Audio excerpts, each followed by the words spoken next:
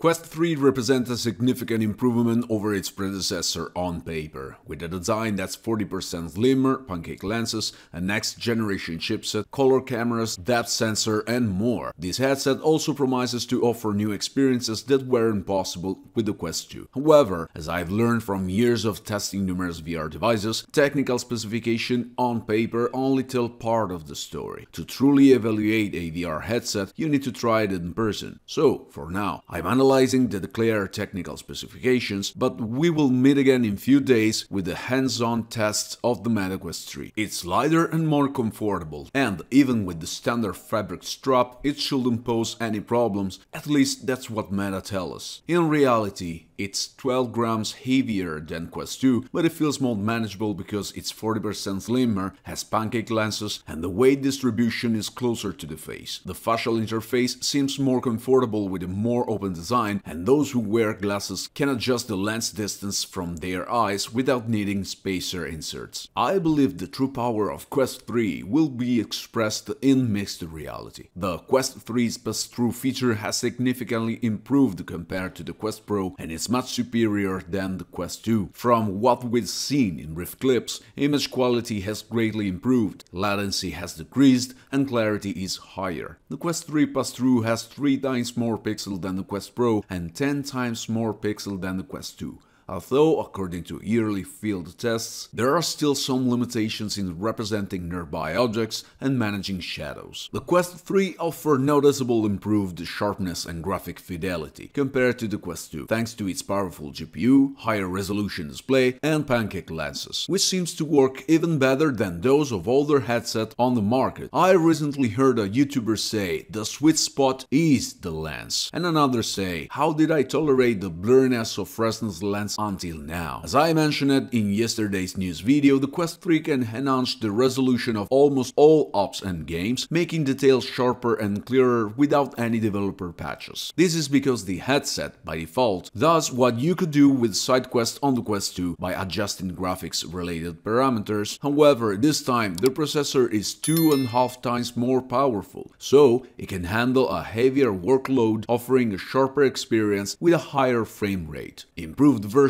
of exclusive game for Quest 3 will also arrive. However, I have a hunch, but hey, I'm telling you now, let's wait until October 10th to find out. Nexus and Asgard 2 won't perform well on Quest 2 and will effectively be Quest 3 exclusives. We will see. The new Touch Plus controller, despite the absence of AR-LED rings, should offer flawless tracking thanks to the intelligent use of sensors under the controller thumbstick housing. Hand tracking without controllers has significantly improved compared to the Quest 2 and Pro, with almost no jitter or delay. As I mentioned in this week's news video, upper body tracking will be added, while leg tracking will be calculated using AI. However, this addition is expected in a future software update. Now let's talk about the highlight, the depth sensor. The Quest 3 automatically generates a safety boundary using a 3D mesh of the surrounding environment, simplifying the setup experience. However, I have some questions. Will the quality of accuracy of this scan really replace and be better than the traditional Guardian system? They are showing us a series of mixed reality games that will allow us to hunt terrorists inside our homes. But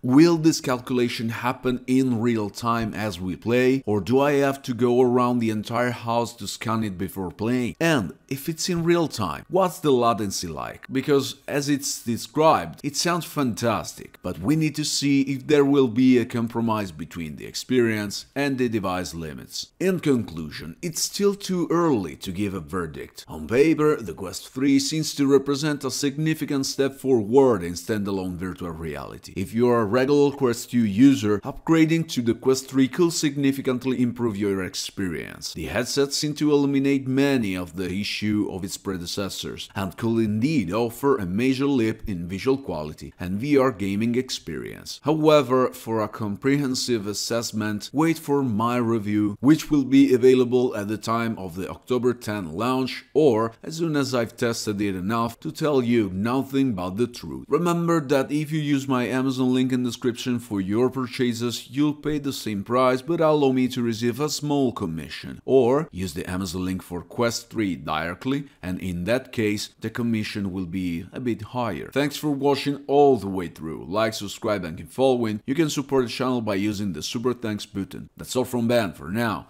See you next time. Take care, Riff Raff.